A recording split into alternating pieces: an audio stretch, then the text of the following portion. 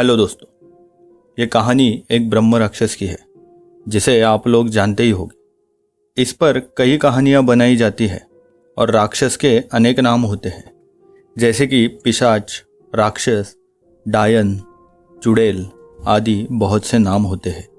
दोस्तों चलो मैं अपनी कहानी पर आता हूँ। हमारे गांव में एक ब्राह्मण रहते हैं जिनका नाम दुर्जन सिंह है। दुर्जन सिंह को लोग दुर्जन जी कहकर बुलाते हैं।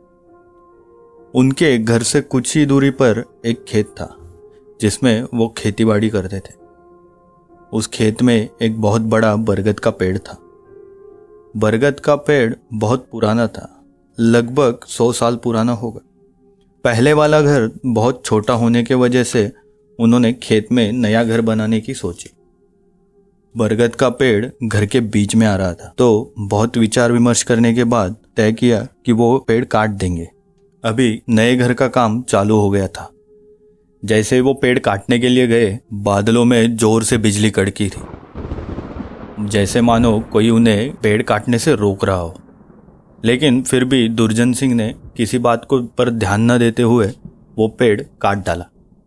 जैसे उन्होंने काटा तो उनके उसी रात आधी फसल जल गई। ये सब देख दुर्जन सिंह की बीवी थोड़ी डर गई, लेकिन दुर्जन सिंह को इस बात से कोई फर्क नहीं पड़ रहा, क्योंकि वो जानता था मेरे कर्म अच्छे हैं तो मुझे कुछ नहीं हो सकता, ऐसी उसकी सोच थी। एक दिन रात को घर का काम चालू था।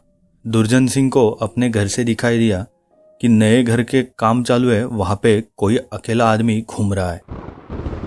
ये देख दुर्जन सिंह जल्दी से घर की तरफ गया। खेत में जाने के बाद उसने देखा तो वहां पे कोई नहीं था। वो थोड़ा अंदर चला गया तो उन्हें घर के पीछे एक परछाई दिखी। उस परछाई का आकार बहुत बड़ा था, जैसे मानो 7 से 9 फीट का कोई आदमी वहां पे खड़ा होगा। वो देख दुर्जन सिंह थोड़ा डर गया। वो 2 कदम पीछे आ गया, लेकिन उसकी जगह पे कोई चोरी करने आ गया होगा, इस वजह से वो वापस उसके पास जाने की हिम्मत करने लगा। जैसे तैसे करके उसने हिम्मत की। जैसे ही वो घर के पीछे गया तो उस परछाई ने पीछे मुड़कर देखा। वो नज़ारा देख दुर्जन सिंह बहुत डर गया।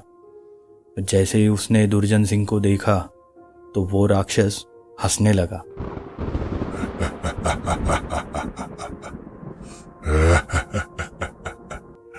तूने अच्छा नहीं किया दुर्जन, मैं तुम्हें अब नहीं छोड़ूंगा। ऐसा कहकर वो राक्षस वहां से गायब हो गया। ये सब देख दुर्जन सिंह को बहुत तेज बुखार आ गया। डर के मारे वो जल्दी से अपने घर लौट गया। घर में जाने के बाद भगवान के मंदिर की तरफ गया, हाथ जोड़े, माफी मांगी और बेड पर जाके अपने सो गया। दूसरे दिन सब कुछ नॉर्मल था। दुर्जन सिंह अभी सब कुछ वो भूल चुका था। वो घर तैयार हो गया। सब लोग घर में रहने के लिए आ गए।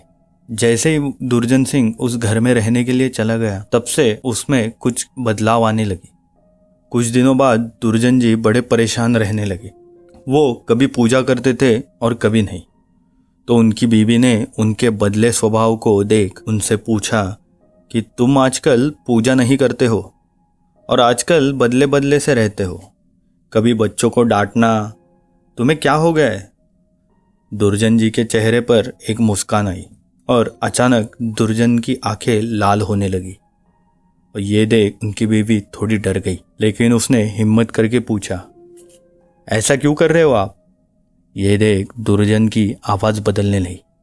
दुर्जन जी अपनी आवाज़ बदलते हुए उससे कहने लगे, मेरे घर को तोड़कर अपना घर तो बना लिया और इसे क्या पूजा करने के लिए कह रही हो? मैं ही तो भगवान हूं। इसे पूजा करने की कोई जरूरत नहीं है। ये सुनकर वो थोड़ी डर गई। कभी दांत मिचते, कभी बड़े प्यार से बोलते, कभी आंखें लाल तो कभी सही हो जाते। उनकी बीवी को शक हो गया कि जरूर इन पर किसी का साया है, वरना वो बातें ऐसे नहीं करते कभी। जैसे कि उनके अंदर से 2 लोग बोल रहे हो। तब उनकी बीवी ने उनको बिठाकर हनुमान चालीसा पढ़ने लगी। वो सोच रही थी अगर कोई होगा तो भाग जाएगा, पर दुर्जन सिंह पर उसका कोई असर नहीं हो पा रहा था। वो एक टक लगाकर देखे जा रहे थे। उनकी बीवी काफ़ी मंत्र और गायत्री मंत्र पढ़ने लगी और कई मंत्र पढ़ लिए। तभी दुर्जन की आंखें लाल हुई और वो सिर्फ हंसने की आवाज़ें कर रहा था। ये पूजा पाठ करके कुछ फायदा नहीं होगा। तुमने मेरा घर तोड़ा है, मैं तुम्हें चैन से नहीं रहने दूंगा। तू क्या समझती है, मैं इसे ऐसे ही छोड़ने वाला हूं? तब तक उसका छोटा बच्चा वहां आ गया। दुर्जन जी ने उसे जोर से पकड़कर अपनी तरफ खींच लिया और ये देख वो डर गई, क्योंकि उसने ऐसे खींचा था जैसे मानो उसके सिर को कच्चा चबा डालेगा। उसकी मम्मी बोली कि बच्चे को छोड़ दो, इसने क्या बिगाड़ा है तुम्हारा। दुर्जन जी की पत्नी ने अपने बच्चे को अपनी तरफ खींच लिया। उसने फिर से डरते हुए पूछा, तुम कौन हो और मेरे पति के अंदर क्यों आए हो?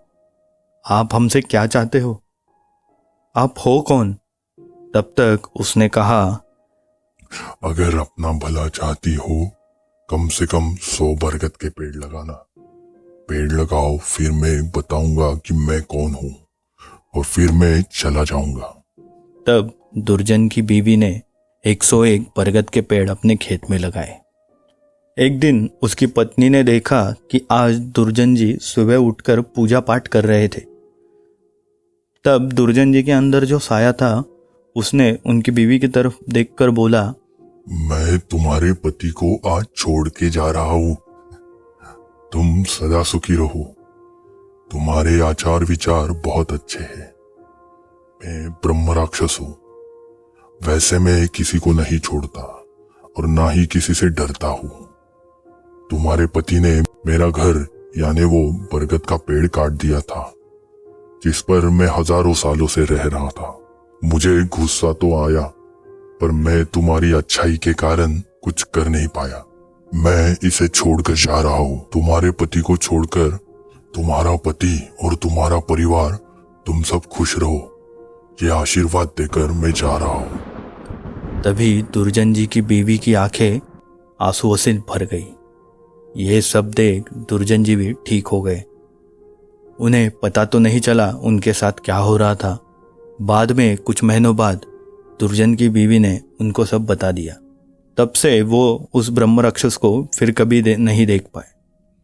तो दोस्तों, अगर बुरे के साथ तुम अच्छा करोगे तो एक दिन वो भी अच्छा हो जाएगा। आपको कहानी कैसी लगी हमें कमेंट में ज़रूर बताएं।